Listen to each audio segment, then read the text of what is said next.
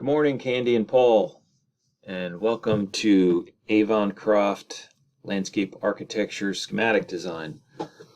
So as I mentioned in the email, I think this is a nice way for you to get a chance to look at the design before we're all sitting there together, and just it's nice for you to have time to take it all in and come up with some questions before you're sitting there and I'm staring at you. So I'll just jump right in here to try to keep the video as short as I can. I'm sure it'll run longer than I want it to. So I will walk through a series of drawings, a couple options that we have. I can write on the screen and point things out. So that's what I'll try to do, is just generally explain why I've done what I've done and what you're looking at. So the first plan here is obviously just the existing conditions, and you'll see in the design drawings that I still show the existing house kind of grayed out in the background in the driveway, so you can continue to orient yourself with how the new design is different from the existing design.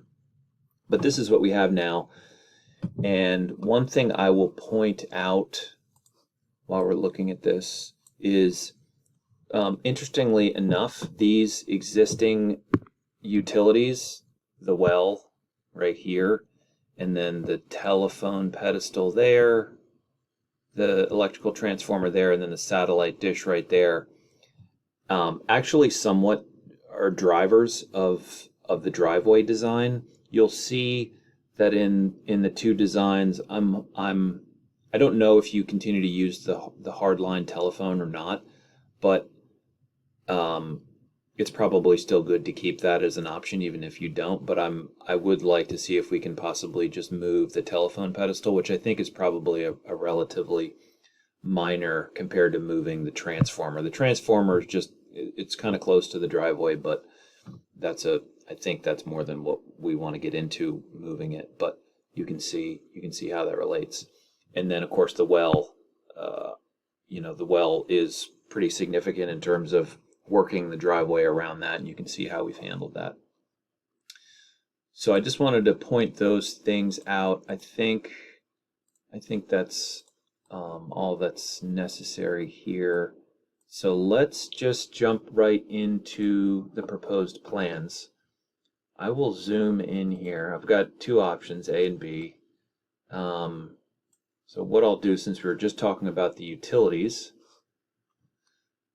I'll just zoom right into the driveway so you can see here, just to orient you. We've got, I'll back out again here. We have Andy and Joe's building, proposed building with the new garage. As you can see, the new 3-car garage into our design, and so we've of course working with that. So what you can see here is the existing driveway is here. This pink dashed line that I'm tracing with my red pen. So that's the existing driveway. So that's how things are oriented. And then this is actually the end of the existing garage. The garage doors are, of course, facing that way. So you can just get a sense that everything, everything kind of pulls over in this direction, obviously, to get into that garage. And then you can see our utilities here, where I'm still pointing to them. And if I zoom in a little bit, you can see that the telephone pedestal just falls in the driveway. The transformer is right on the edge of the driveway. And the reason that it's difficult to avoid those things, and then of course the well, you can see the well right here, and we've just worked ourselves around it. I don't think the well is hindering us in either of these designs. It's just there, and we have to work around it. But you can see that in order to, and I'll zoom out again here in a minute, so this is, you have a little more context.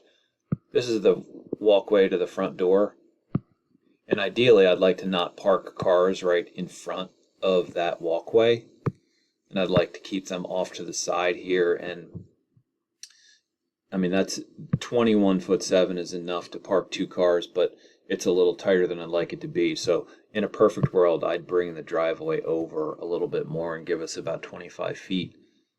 But because of those utilities, they restrict us a little bit. So it's still fully functional. I'm confident in it, but I just wanted to explain to you how those utilities did impact the proposed design a little bit. So let's just I'll just walk through and kind of point out what you're looking at in this proposed design. I'm going to try to stay as zoomed in as I can, but also zoomed out enough so you have some context. Tell you what, I'm just going to focus on the front, and then we can focus on the back. So my idea for the front in this option, this is somewhat more of a courtyard option. So from the driveway, you would come through a line of hedges on either side here. Nothing terribly tall, probably maybe 3 or 4 feet tall, so that it mostly obstructs the view of the vehicles from inside the house. But when you're walking and standing, you can still easily see over the hedge. And then there could be a nice garden gate here that you walk through. Could be one of those gates that's almost open all the time, but it's a nice decorative element. Just is a nice threshold as you pass from driveway into garden. And then once you're into the courtyard, this I have as some kind of paving. Could be bluestone, could be brick, could be a whole variety of things. This would be solid paving here, and then you can see that I'm indicating these steppers, probably some kind of bluestone with lawn or plantings between them.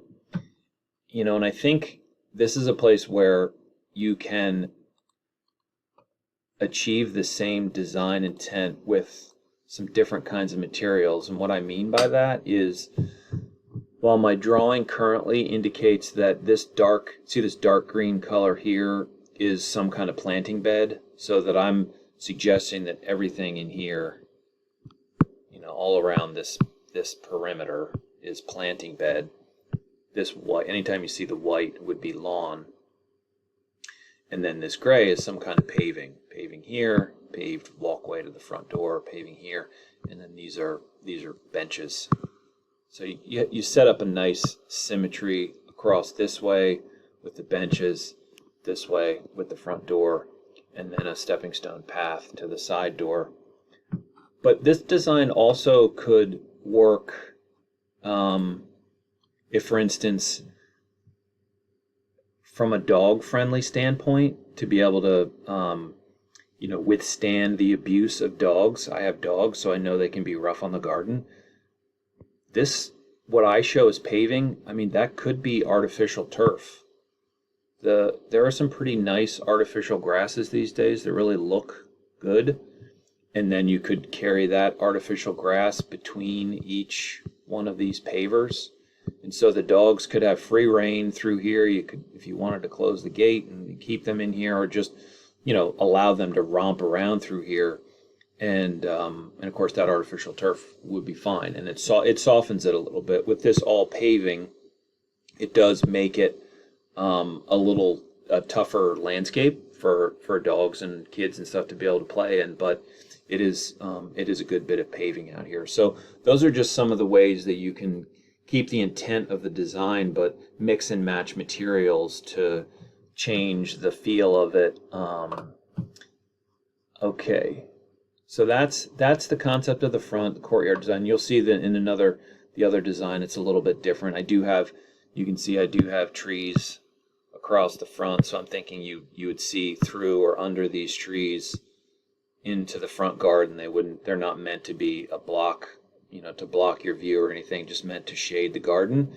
And then the trees themselves also create this overhead, this sense of enclosure also, higher than the hedge. So you have the hedge maybe 3 or 4 feet tall, and then you have a space, and then maybe the canopy of the trees starts at 12 or 13 feet, something like that.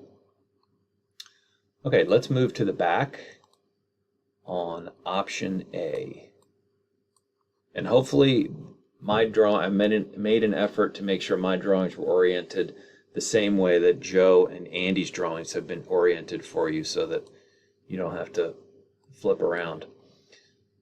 Okay, so let's look at the existing house. Here's the existing house. Okay, so I'm just tracing the existing house. So this is the great room, kitchen here.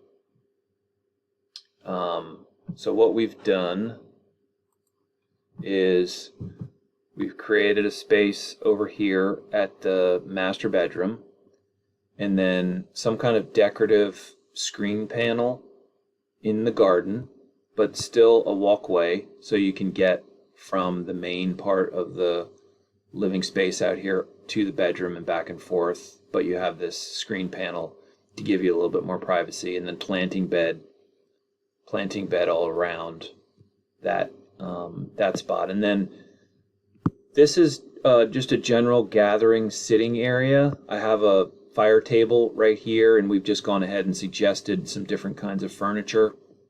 Mostly I put the furniture on here because it helps provide us some scale to the space, and you can see what can fit in there.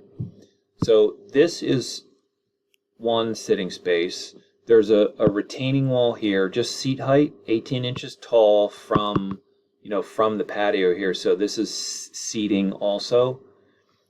And then a garden space where the paving narrows down between this gathering space and this space. So while you totally feel connected when you're here, you feel connected with this space and vice versa, but you feel like they're separate outdoor rooms just by bringing the garden in here on both sides and just providing a walkway from one to the other.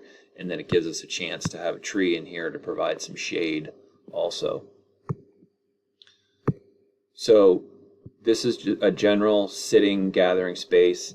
And then this space over here can be more of a place for a big table for eating. This is an outdoor kitchen spot right here where just have a simple grill, and then maybe there's a sink and maybe some cabinets underneath.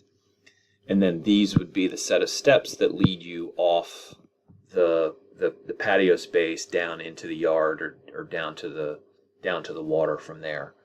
And again, same wall, this wall, same height, continues all the way across. So you can sit on this wall here, anywhere you want, you can sit on that wall. And then these, of course, are the doors out into the space. And then the furniture, we show a relatively small table here, but that, of course, can be bigger. This is not, clear that. This is not a giant space, and the reason it's not that big is I wanted to preserve a little flat space out here before you get to the slope. Just kind of you walk down the steps and you just feel like you're not right at the edge of the bank. But this could obviously be expanded, and the steps could be arranged. So maybe you come down the steps and you go that way if you felt like you wanted more space here. But we can look at that in person. The other thing that we have introduced is a possibility of a screened porch, and that's what this structure you see is. The reason it has all the lines is because I would build this essentially as a deck, an elevated deck with a roof screened in. I think that's the right way to do it. So those are just deck boards that you see. So what I traced here in red is the actual screened porch. And then you come out the screened porch door. This is a still deck space out here. Come out the screened porch door, then you just walk this way onto the patio. This is all the same elevation. And then you'll see in a minute, I'll show you some 3D. This is of course elevated quite a bit above the ground there. The fireplace that Joe and Andy have drawn in here, this could be a two-sided fireplace if you wanted. So it could be enjoyed from here or from inside. And then we did suggest a door would be there. One of the windows becomes a door get you out onto the screen porch. And you can see, I'm going to move my screen a little bit here. You can see here with my label about the propane tank is here. It obviously is going to have to move, whether there's a screen porch there or not, just because of the building. So that's not a huge issue. So I think I've kind of walked you through that design. So let's flip over to the 3D. And I'll just zoom into each one of these. This is the front. So this gives you an idea. You can see down in the foreground are utilities down here. And you can see with the telephone pedestal that I was showing you. And then you can see here's our hedge. Here. So not so tall that it blocks the view in or out, but it's there, and then some trees, and then you can see the paving. The paving that we have. Here's our gate. See if I can zoom in any more. Gets a little pixelated as you zoom in, but you get the idea. So that's the front. I won't spend too much time on these 3Ds because I think they really speak for themselves. And let's see, then, okay, so here's the back. Zoom out too much, but still, okay, yeah. All right, so here's the back. So here's the little terrace outside the master bedroom. We didn't model it, but in here would be where there'd be some kind of screen panel. Not like a solid fence or anything, but probably just a nice decorative panel that gives you just a little extra privacy beyond what the plants will do. Here's our nice gathering space with the fire table, and then you can see you walk the path over here, and then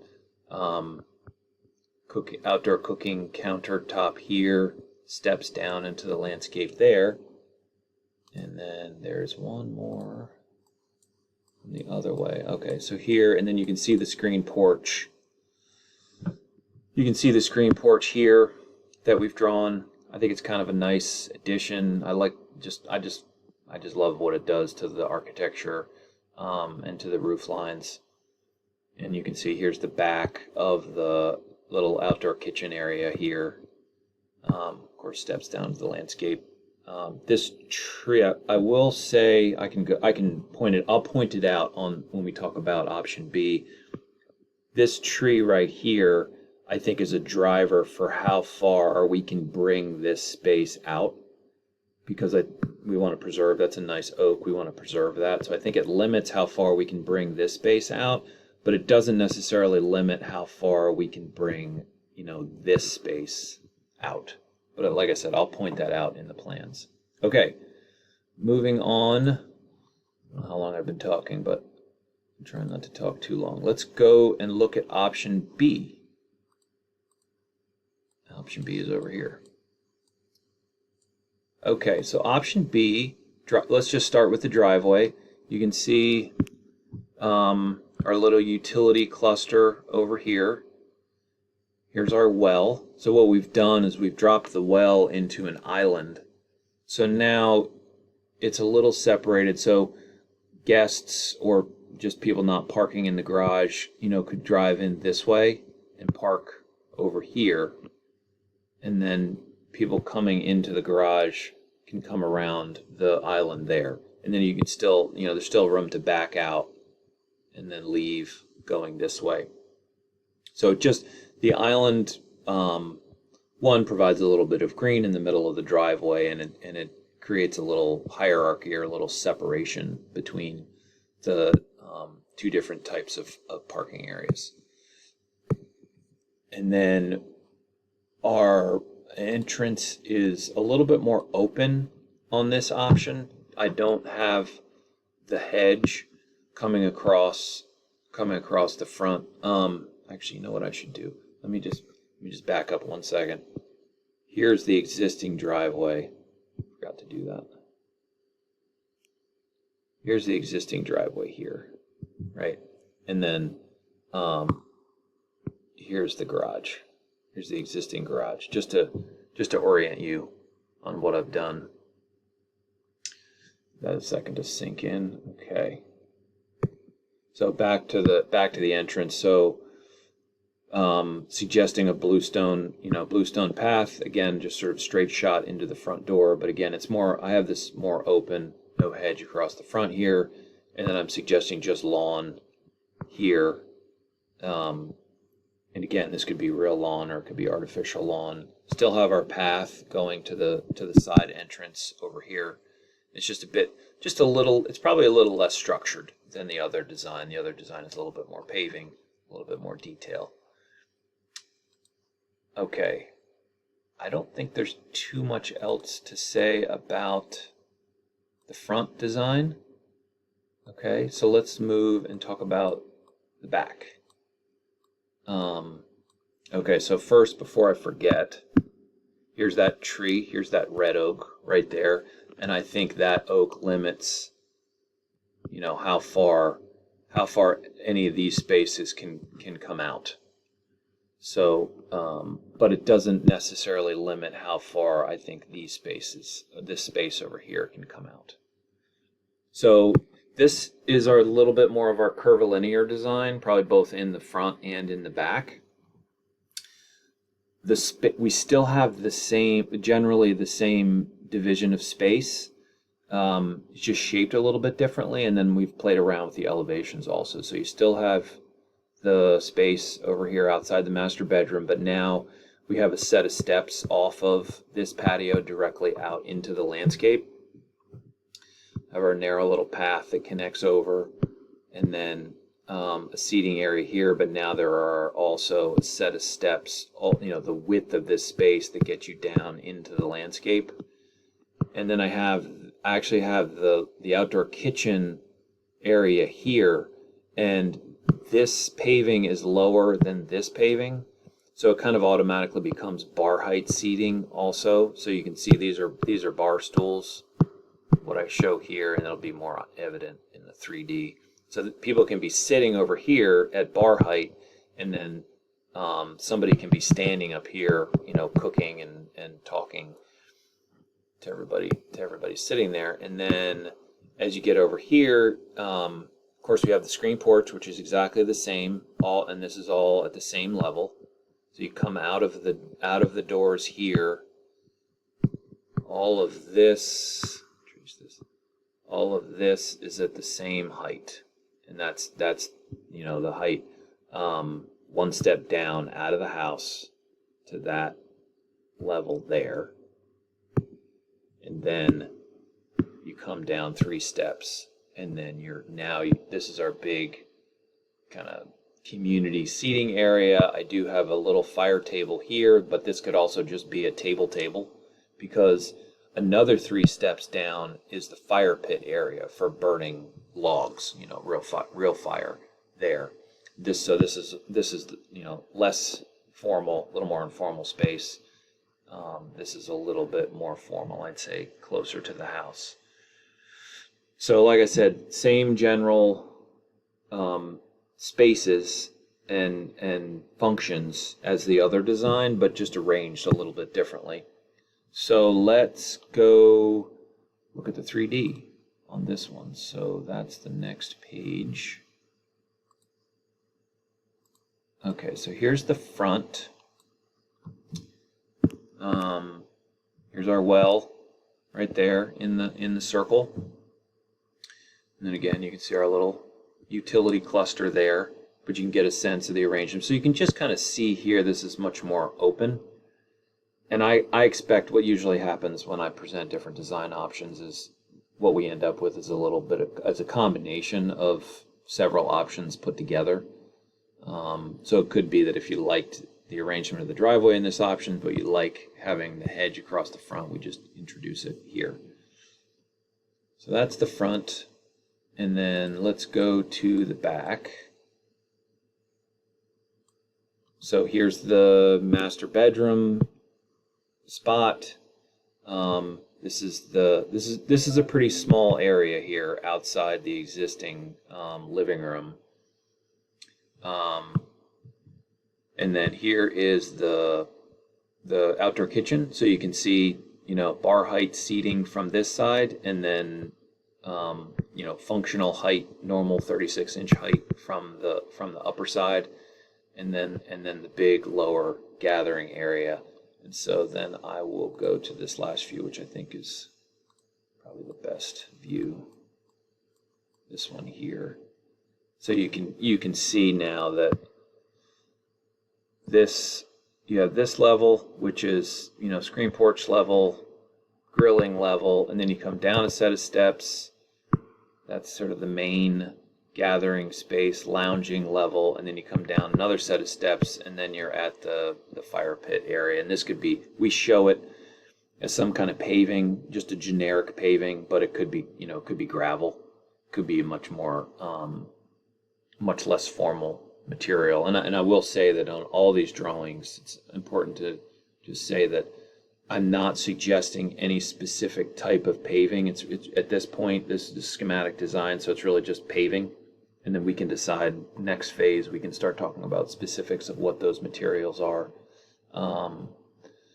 So that is the design. So hopefully you'll have a chance to get through this video before we meet tomorrow and have some thoughts or some ideas and questions. And that'll give us a little bit of a jump start for our meeting. So I'll look forward to seeing you both tomorrow. Enjoy. Bye.